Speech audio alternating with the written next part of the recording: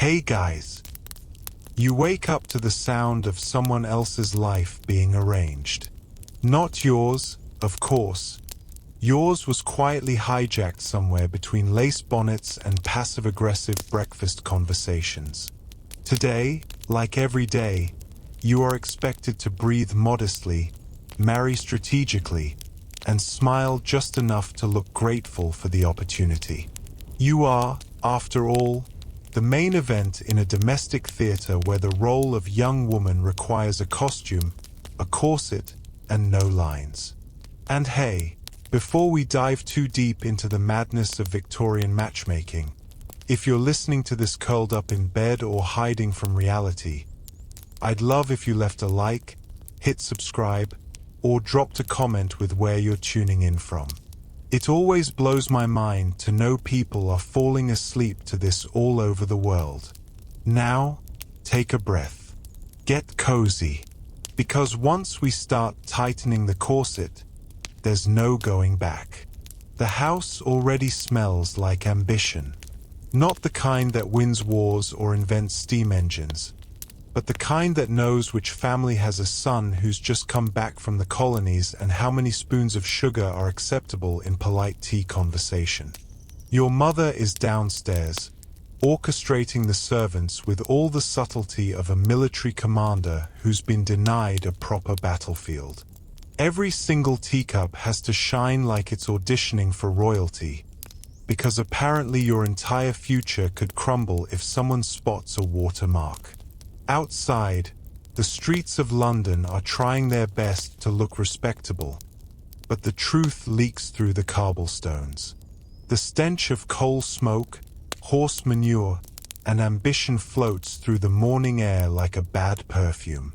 You press your face into the pillow and pretend for one glorious moment that you're not living in 1857, where the height of romantic rebellion is daring to look at a man for more than 2 seconds without an official introduction. Mary, your lady's maid, bursts into the room like the grim reaper of domesticity. She's carrying a stack of undergarments that could double as small tents and a face that says she's seen it all, because she has. She starts her usual routine. Up, miss. We've a busy day ahead. Busy, of course, meaning you're expected to sit and look like you're not dying inside while men judge you based on how gracefully you pour tea. The fire hasn't quite taken hold yet, so your toes are icy when they hit the wooden floorboards. Cold. Not the pleasant kind that wakes you up, but the kind that makes you question all your life choices. Though to be fair, you've had about 0 life choices. Mary is already talking about the Weatherbys. Or was it the Whitmores? Does it even matter? There's always some family parading their son like he's the last roast chicken at dinner. Supposedly, this one has all his teeth, which is the 1850s equivalent of being tall, dark, and handsome. She lays out your best dress, which feels less like clothing and more like a velvet straitjacket. It's the kind of blue that screams, "My mother mortgaged her soul to buy this fabric, and it comes with so many buttons you'll be lucky to get out of it by Christmas." There's also a corset, because nothing says eligible wife like having your internal organs rearranged for aesthetic purposes. Mary starts lacing it up with the enthusiasm of someone cinching a sack of potatoes. You can't breathe. Perfect. Apparently, the less oxygen you have, the more elegant you appear. By the time you're finally trussed up like a Christmas goose, your reflection in the mirror looks almost acceptable. Pale, demure, and exactly as boring as society requires. The Victorian ideal. A woman who looks like she's about to faint, but gracefully. Downstairs, the dining table is already set like a battlefield of passive-aggressive expectations. The toast is cold, the porridge is grey, and the tea is so strong it could dissolve a spoon. Because apparently, this is what romance tastes like. Your mother glides in, perfectly composed in her second-best gown, which means the family is officially one desperate step away from financial ruin. She doesn't even sit before she starts in on you. Smile, but not too much. Speak, but not too clever. Remember, darling, men don't marry women who look like they have opinions. You want to scream. Instead, you nod, because that's what's expected. After all, this afternoon, the first act of your romantic future begins. A stranger will arrive.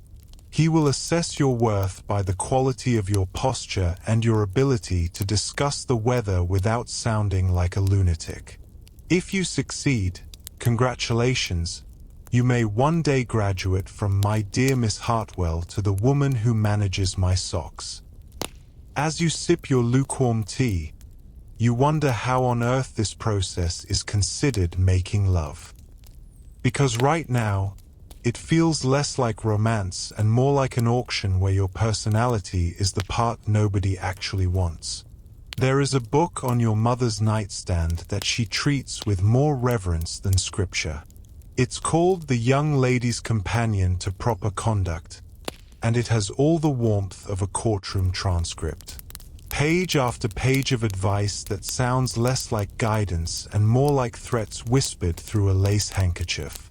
According to this Victorian oracle, love is not something you fall into.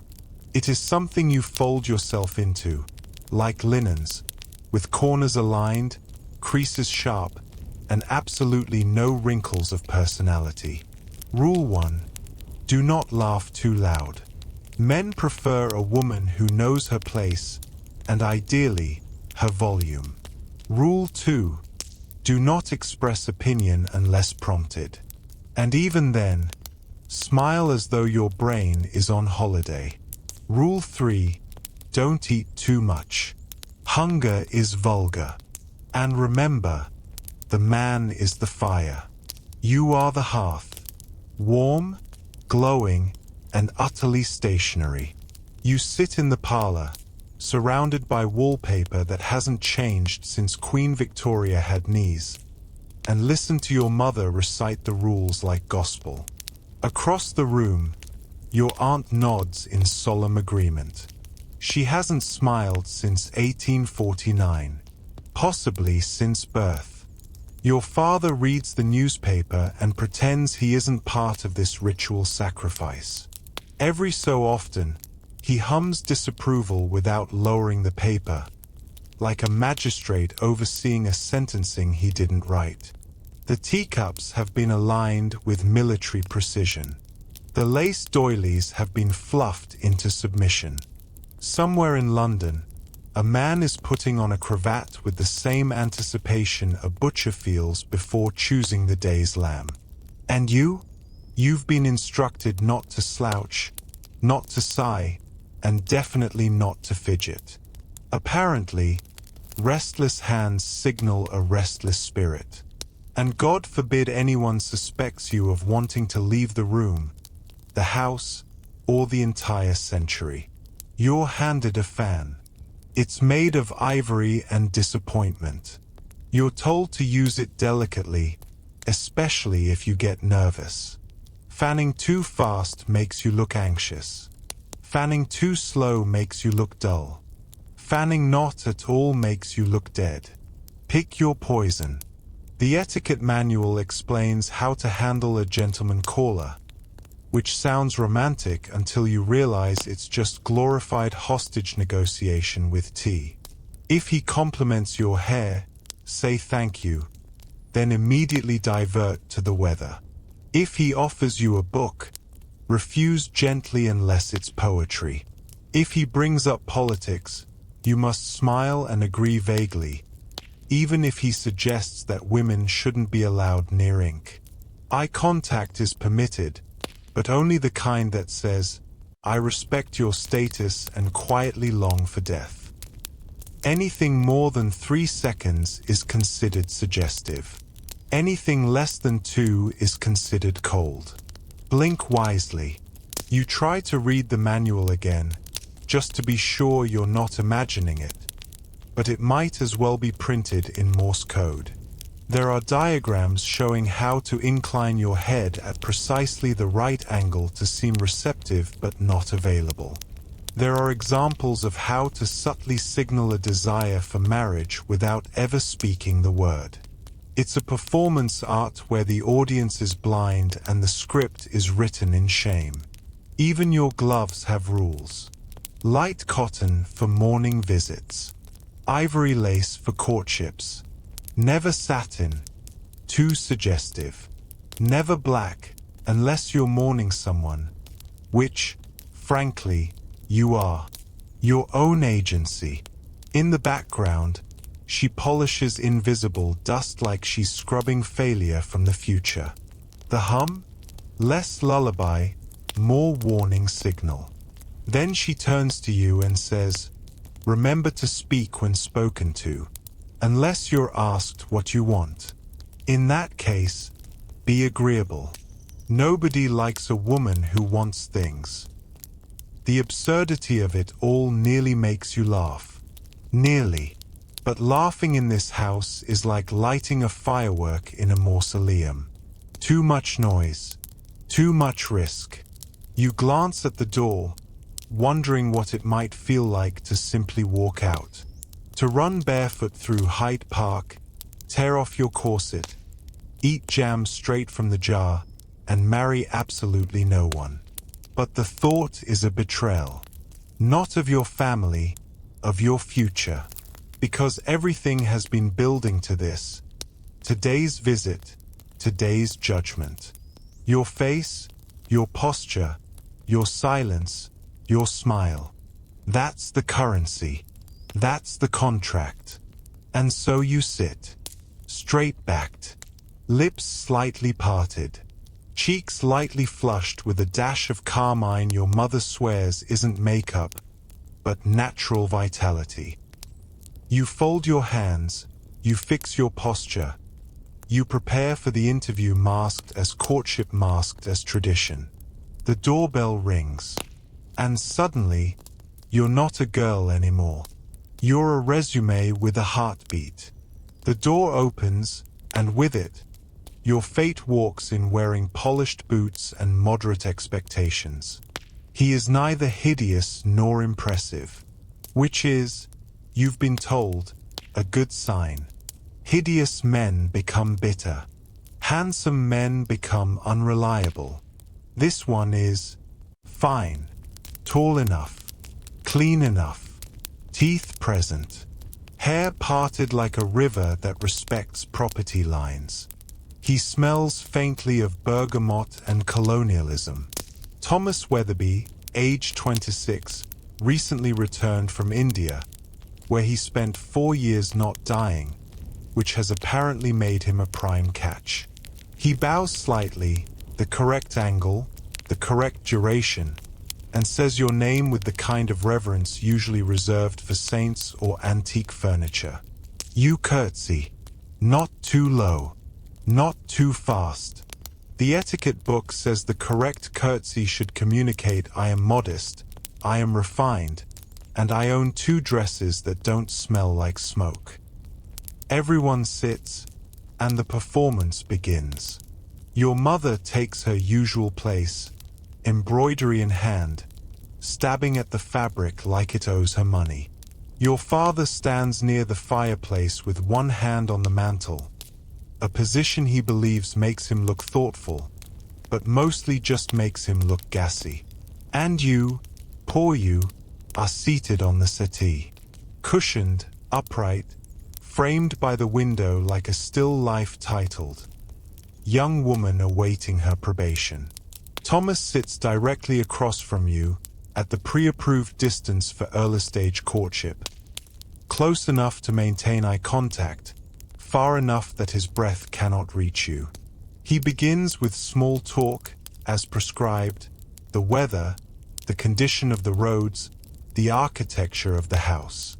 Every sentence sounds like it's wearing a monocle. You respond as trained. A smile here, a nod there, A thoughtful observation about the unseasonably warm spring, which you deliver like someone auditioning for a part she already hates. He laughs. Not too loud. Just enough to suggest he finds you clever, but not intimidating. And you mark the moment mentally. He can laugh without snorting. A rare gift. Mary enters with the tea tray. She's been doing this long enough to know that every movement, every placement of cup and saucer is part of the ritual. You watch Thomas. He thanks her. He even smiles. A real one. That's rare. Many suitors don't bother acknowledging the help unless their spoon is crooked. Tea is poured. Conversation continues. You ask about India. Safe, neutral, exotic. He replies with measured detail. Spices, heat, letters sent home. The polite horror of curry. His hands move when he speaks, fingers elegant but nervous. You note a faint tremble when he mentions the journey back. Something in the eyes too, but you file it away. And this, you realize, is the game. You are both interviewing each other with the grace of a ballroom and the tension of a firing squad. But only one of you risks disappearing into the wallpaper when this is done. He is shopping. You are the shelf. You keep smiling. Keep sipping tea. Keep making eye contact in exact increments. 3 seconds, then away. You tilt your head like the guidebook suggests. Not like a bird. Not like a flirt. Like a girl who's interested in syllables. He tells you he enjoys poetry. You almost break character. Because real men, the ones who run banks and ignore their children, don't admit to enjoying poetry. But he does. And then he quotes a line from Tennyson and doesn't butcher it. You feel something. A flicker. Not love. Not yet. But maybe a door, creaking open just slightly. You mention your piano practice. Your fondness for novels, edited for appropriateness. Your deep and abiding knowledge of seasonal flowers. You tell him all the parts of yourself that fit neatly into the space left between a corset and a parlor window. He listens, or appears to, which, frankly, is more than you expected. Your mother offers the small cakes. Your father chuckles at some safe joke about rainfall. Time ticks on, as precise as a metronome wounded by anxiety. And for one brief, wild moment, you wonder what would happen if you leaned forward, tore off your gloves, and asked, "Do you ever feel like we're just props in a play neither of us wrote?" But you don't, because you're not here to startle. You're here to qualify. So you smile, and sip, and say, "I quite enjoy lilacs this time of year." Because that, apparently, is how courtship begins. With lilacs. And lies. There is a certain species of woman bred specifically for this role, part watchdog, part relic, and part human-shaped collection of unsolicited opinions. Her name is Aunt Agatha, and she is your chaperone. She arrives precisely 3 minutes after Thomas leaves, as if summoned by the scent of premature affection. She does not knock. She simply materializes. Like fog. Or disapproval. "Did he touch your hand?" she asks, without even bothering with a hello. "No," you reply, because he didn't, and also because the answer is irrelevant. She already knows. She always knows. Chaperones, you see, possess a sixth sense, not of danger or intuition, but of imagined scandal. She settles herself into the armchair by the fireplace like a general preparing for war. Her eyes scan the room for evidence. A teacup slightly out of place, a hem too crumpled, a cushion bearing the suspicious imprint of masculine presence. Finding nothing, she sniffs, disappointed. Your posture slipped at least twice, she announces. I saw it. From the hallway. You resist the urge to say, that's because I have ribs, Agatha, and instead nod solemnly. In the Victorian era, sarcasm is not a weapon. It is a liability, especially when aimed at someone who once called the invention of the umbrella moral weakness. Your mother appears, all smiles and hopeful rearrangements of flowers. Wasn't he charming? She asks, already mentally embroidering your new initials onto handkerchiefs. Aunt Agatha makes a noise like a teapot refusing to boil. He crossed his legs in the feminine fashion. Your father mutters something from behind the newspaper. Possibly God help us all. The rest of the day is dissected like a medical specimen. Every word Thomas spoke is replayed, reinterpreted, and rated on an invisible scale of marital potential. The way he nodded, the way he Saturday, the way he blinked when the tea was poured. Every blink, apparently, is a message. The next Sunday, Thomas returns. So does Aunt Agatha. She's already in the parlor before he arrives, pretending to mend lace but watching like a hawk who has seen too many girls fall for charming jaws and regrettable bank accounts. She does not greet him. She evaluates him. Thomas bows. Aunt Agatha blinks once, a micro-expression of acknowledgement that contains all the warmth of a tax audit. He sits beside you, exactly where he did last time. His jacket is darker today, his cravat more crisp. The unspoken message, I am taking this seriously. I did not come to ruin your life. Not yet. Conversation begins. You mention poetry again. He mentions music. You wonder what it might feel like to laugh without risk. You smile, not because you're amused, but because Aunt Agatha is counting. You enjoy music, Mr. Weatherby? She says suddenly, like a trapdoor opening under his chair. He startles. Very much. Particularly the pianoforte. A pause. Agatha raises an eyebrow. How continental. You stifle a giggle. Barely. Thomas recovers, asking if perhaps you might play something. You glance at Agatha. She nods once. Permission granted, under supervision. Like a prisoner allowed to paint. You sit at the piano and begin. It's a short piece, one you know by heart, but it trembles slightly beneath your fingers. Not from nerves. From the knowledge that everything you do in this room is a resume. A test. A chance to be found proper enough. When you finish, Thomas claps politely. Your mother beams. Your father nods. Aunt Agatha does not react. She sips her tea like it's been personally offended by the melody. Later, as Thomas leaves, he offers a bow. Miss Hartwell, I hope I may call again. You say, I would like that, because you would, and also because Aunt Agatha is watching for signs of inappropriate enthusiasm.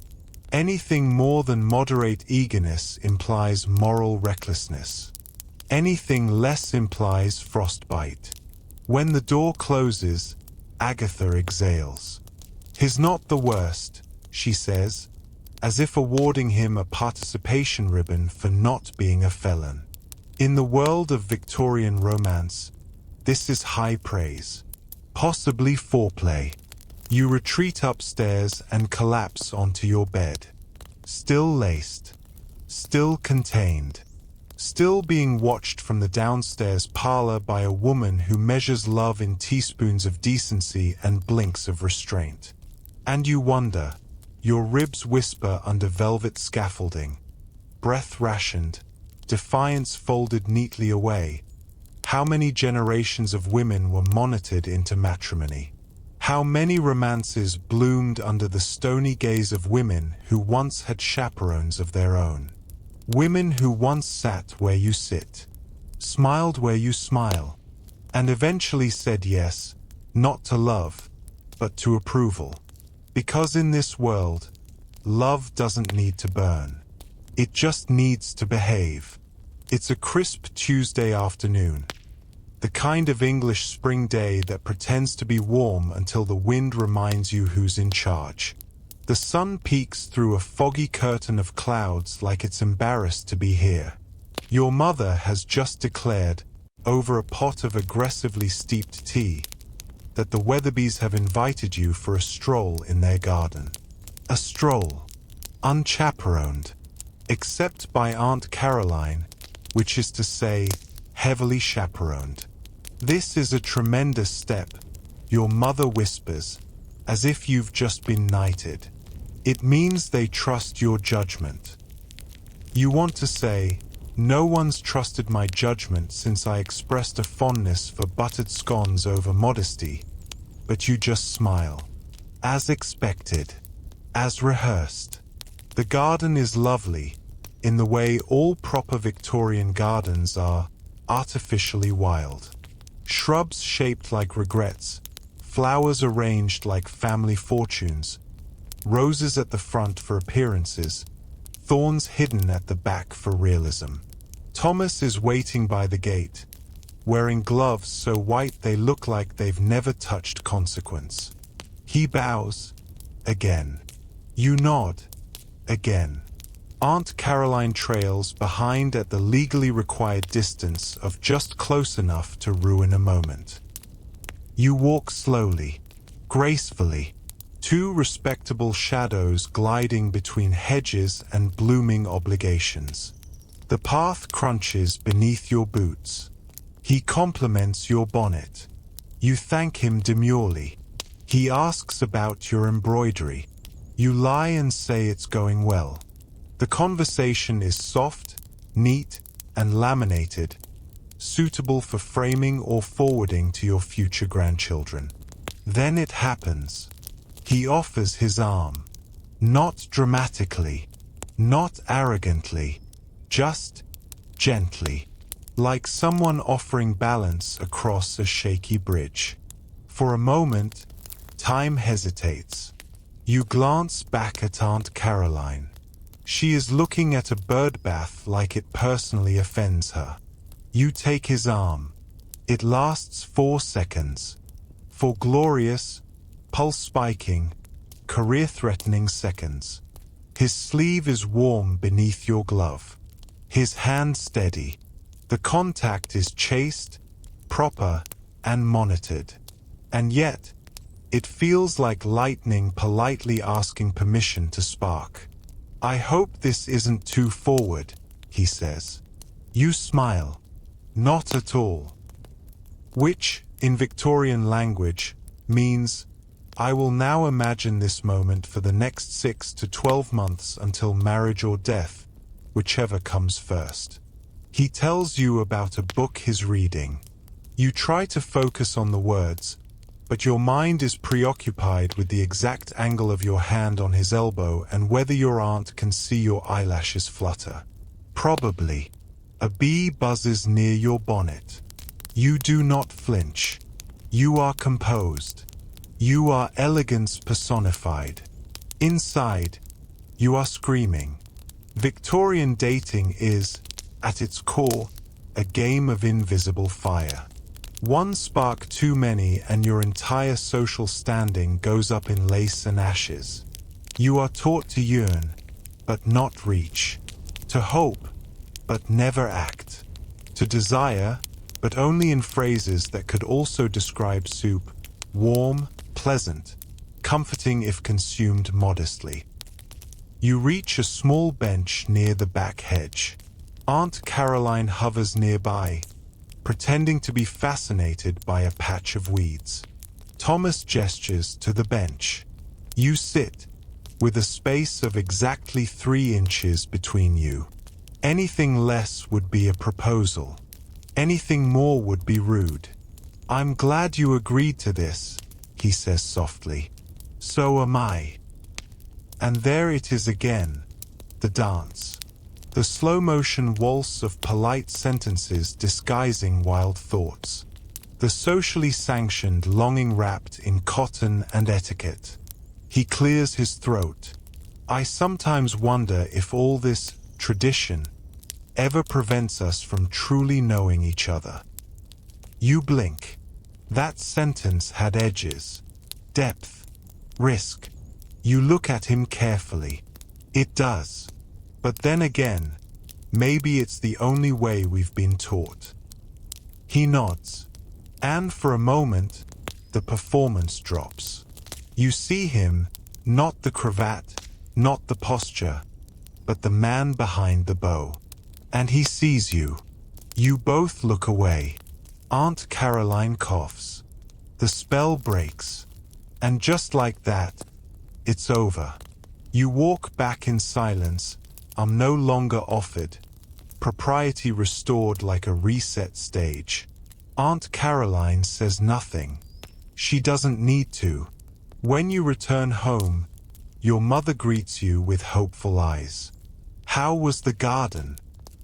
You smile. The kind of smile that fits inside a corset. It was lovely. And it was. But mostly, it was terrifying. There is a clock in the hallway that has ticked through generations of doomed engagements and forced smiles. It ticks now, louder than usual, like it knows you're next. You pass it each morning on your way to breakfast, corset laced and prospects shrinking. Tick. 22. Tick. Still unmarried. Tick. Spinsterhood approaches like a polite but insistent caller. Your mother has started humming again. A sure sign of anxiety. She hums when she's nervous, which means either a new bill has arrived, or Thomas hasn't called in 3 days. This time, it's both. At the breakfast table, the toast is burnt and the tension is undercooked. Your father flips the newspaper with the flair of a man pretending he's not financially invested in your uterus. Your mother stirs her tea with such focus you suspect she's divining omens from the sugar. Finally, she says it, you know, dear, some girls marry by 20 and never look back. You sip your tea like it contains sedatives. Some girls also marry cousins and die of boredom. Your father coughs.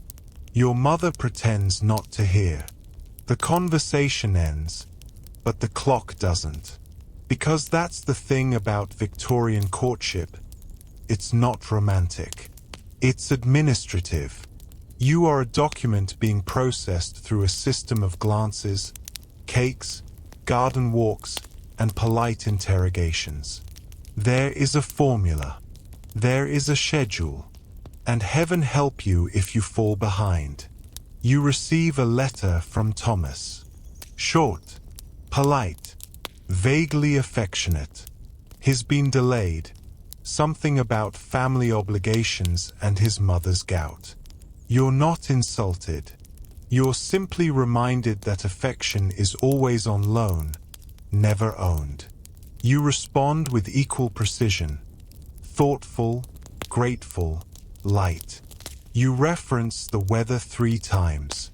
You close with yours sincerely, which is code for I'm still playing the game. But you feel it, the timeline tightening, the walls of courtship narrowing. This isn't about compatibility. It's about momentum. If too much time passes, interest curdles. Neighbors whisper. Prospects dim. The window, that fragile, lace-trimmed thing, closes. Your aunt visits with her usual apocalyptic energy. "You know," she says, eyeing your posture like a judge at a livestock competition, "my friend's daughter was 24 when she married. The poor dear had to settle for a man with a limp and a lemon import business." You smile, because that's what we do when threatened with citrus futures and loneliness. At night, in your room, you sit by the window and listen to the tick. It's everywhere. Not just the clock, your bones, your breath, your future. And then, just when the silence becomes unbearable, Mary appears with a note. "Thomas will call on Sunday." Relief floods you, not because you missed him, exactly, but because you were beginning to feel like milk left too long on the shelf. It's not about love. It's about viability. Sunday arrives with sunlight and cinnamon scones. You wear the good dress. The one that says, "I am both chaste and fertile." Thomas arrives on time. Always on time. Punctuality is his love language. You talk, you walk, you smile in the approved increments. You make a joke about the cat. He chuckles. You feel something that might be hope, or just gas trapped under 12 pounds of silk. And still, the clock ticks. Because even when things go well, when he looks at you like you might be more than a decorative possession, the voice inside whispers, "When will he ask?" Not if. When. Because this whole ritual only leads to one place. And until he kneels with a ring and an income, you are floating in limbo, trapped between almost and too late. So you smile. You pour the tea. You recite your lines. And all the while, the hourglass empties. It happens on a Tuesday, which feels slightly underwhelming. You always imagined your engagement would arrive on a Sunday afternoon, wrapped in lace and the scent of overbrewed Earl Grey. Instead, it arrives alongside rain, a stiff breeze, and a roast lamb that's just a little too dry. Thomas asks to speak with your father first, of course. Because in this century, a woman's hand must be requested like borrowed cutlery. You are not involved in this discussion. You are adjacent to it. From your post in the drawing room, you hear the low murmur of masculine negotiation.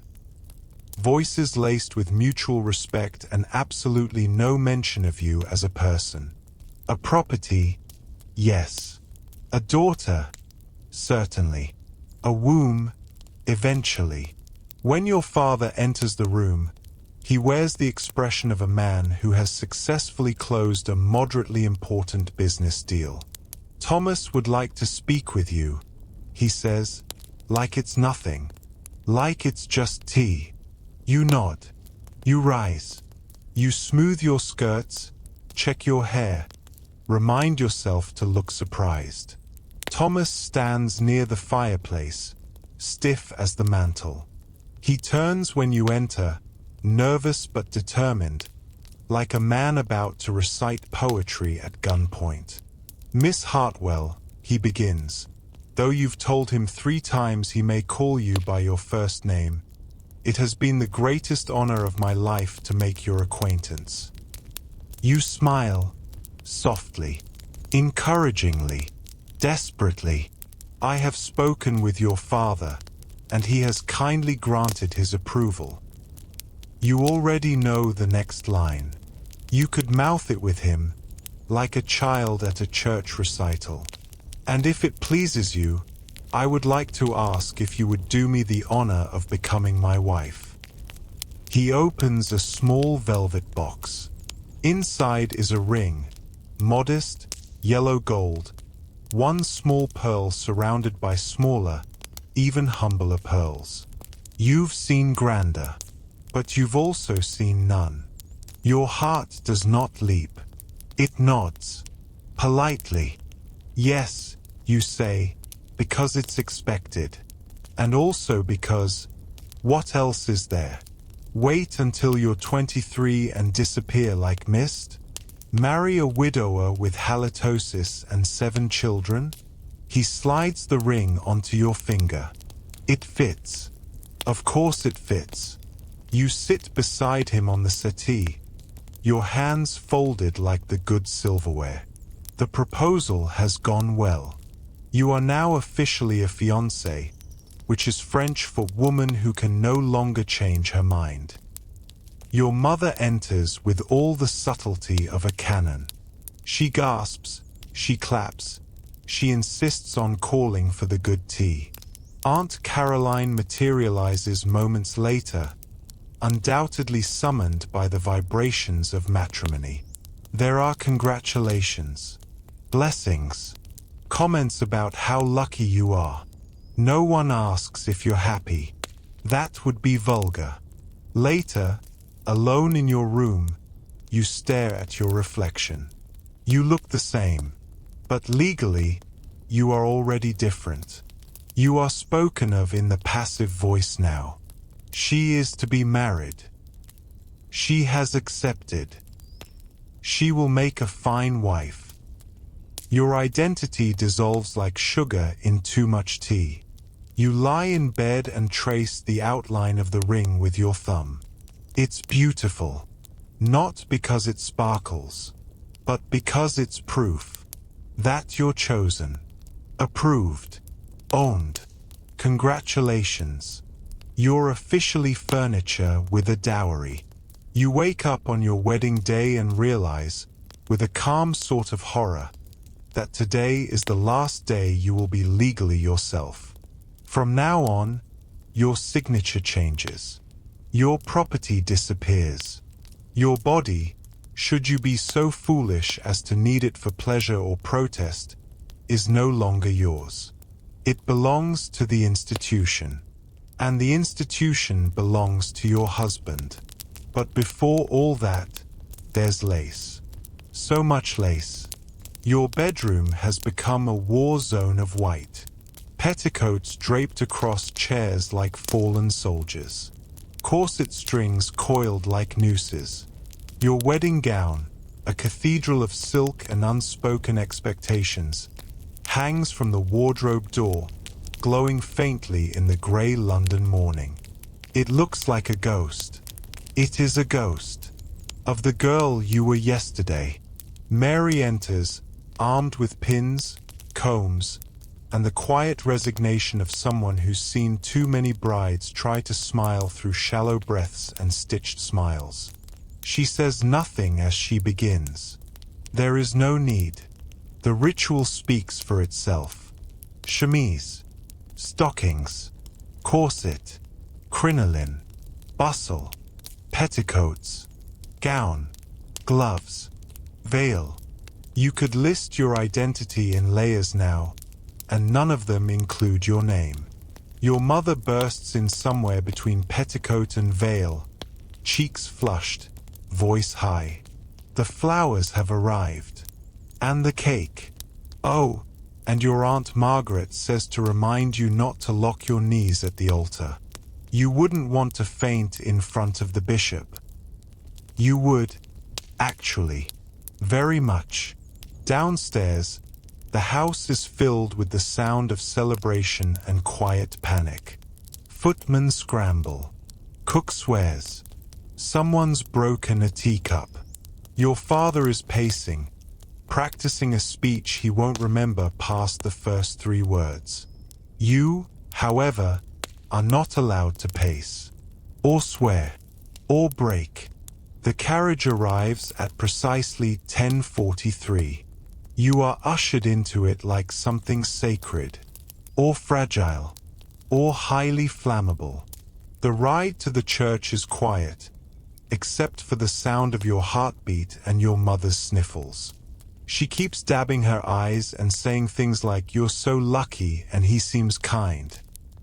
You wonder if she said the same to herself once, before she became a hallway shadow and a cautionary tale in bone-colored lace. The church is cold, gothic, dramatic. The kind of place that makes everything feel final. Guests turn as you enter. Faces blur. Colors blend. But one thing is clear, all eyes are on you, not because you're important, but because you're next. You walk down the aisle to the tune of 1,000 whispered judgments and a string quartet that sounds like nervous applause. Thomas waits at the altar, stiff as carved marble. He smiles. It's a good smile. Rehearsed. Reliable. Possibly real. The ceremony begins. You repeat words that have been repeated by women smarter than you, braver than you, and, in some cases, absolutely miserable. To love, honor, and obey. You say it all. The love, the honor, the obedience.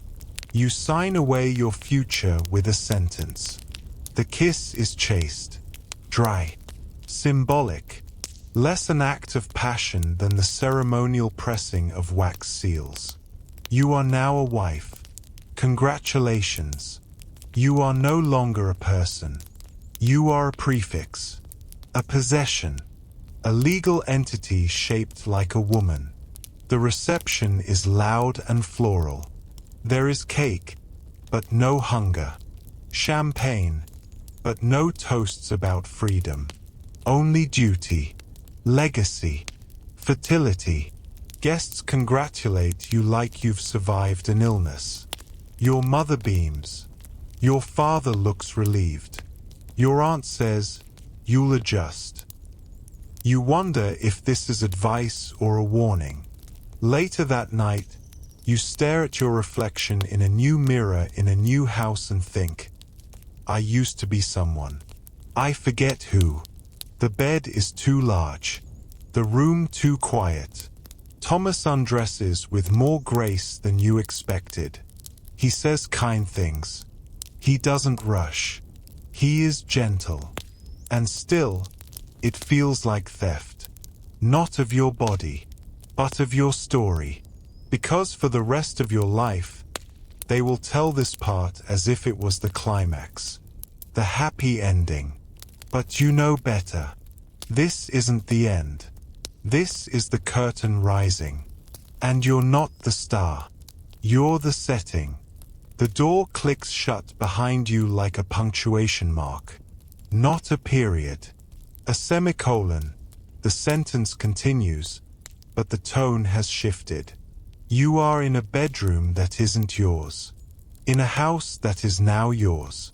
With a man who, legally speaking, now owns the right to your silence, your schedule, and, depending on the jurisdiction, your cervix. Thomas is kind. That's the first problem. He does not bark. He does not leer. He does not act entitled. And somehow, that makes it worse. Because cruelty would justify your dread. But kindness? Kindness is a fog.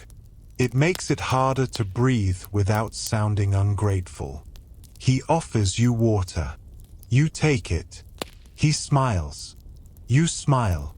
The room is full of things left unsaid and perfume that has long since stopped pretending to cover your anxiety.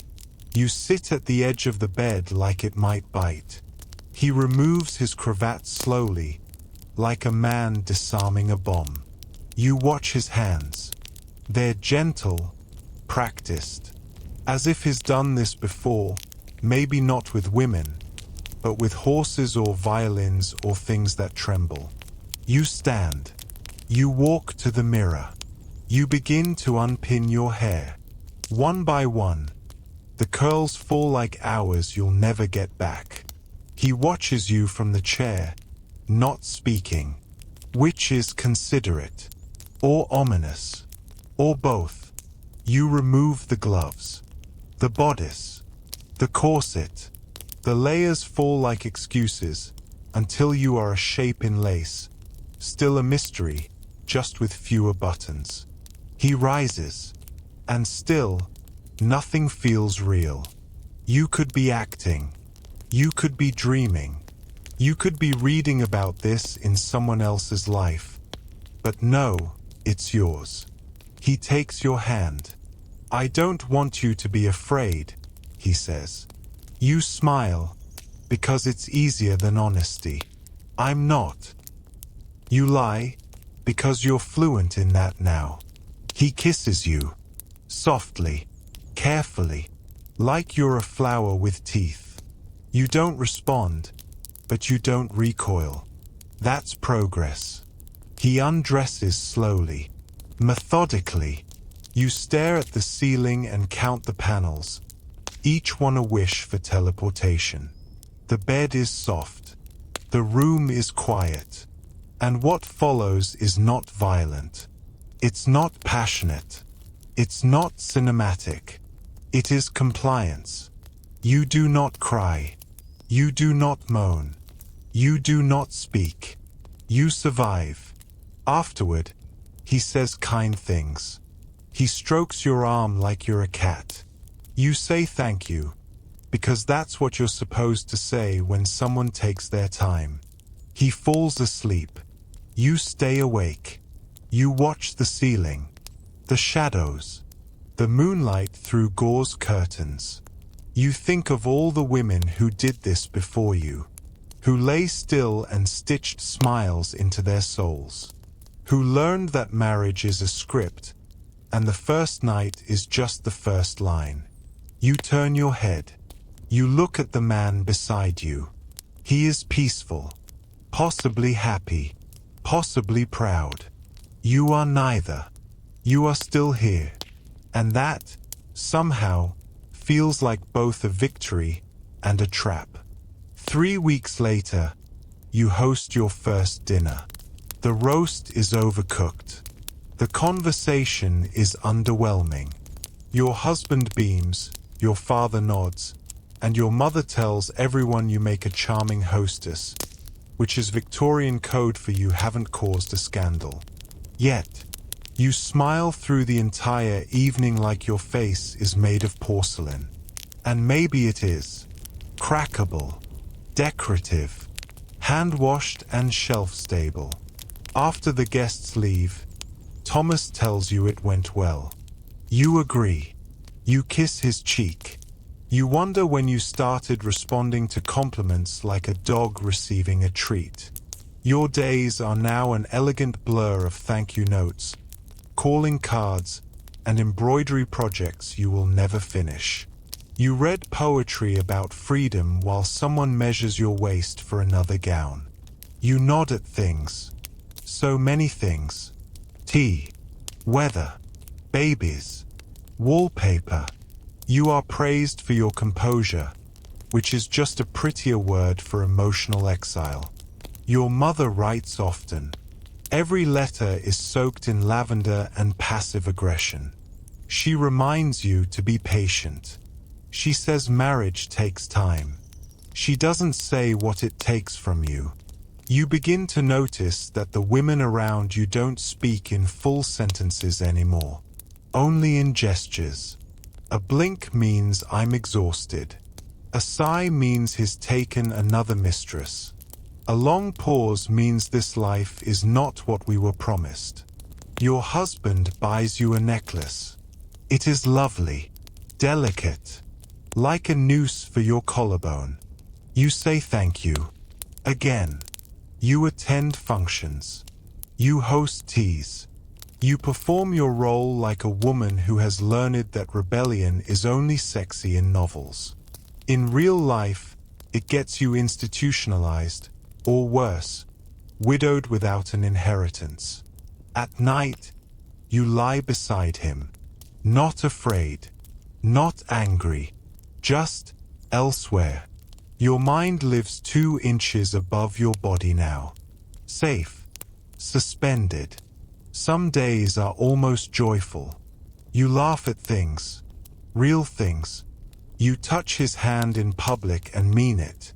You see a child in the street and feel something shift in your chest, soft and aching and terrifying.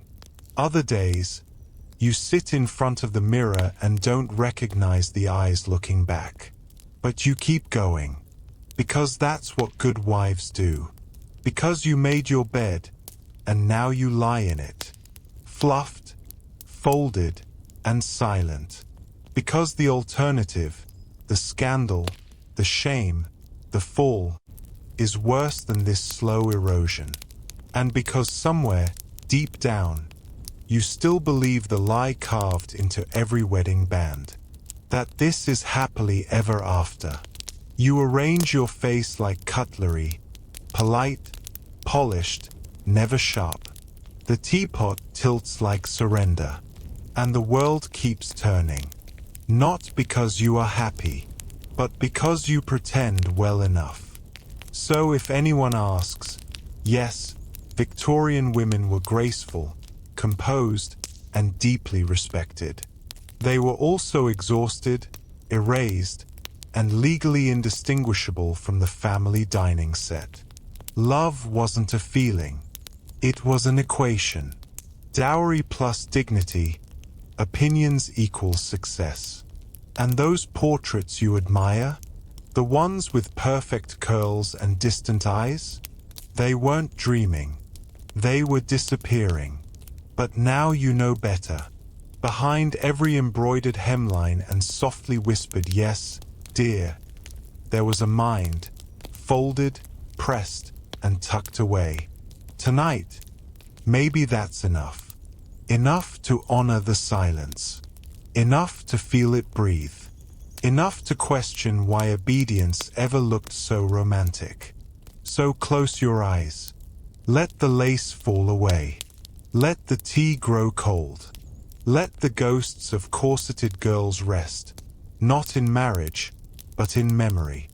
And you, listener, dream gently, because while they weren't allowed to escape, you are. Good night. Sleep well, and may your dreams be louder than their silence.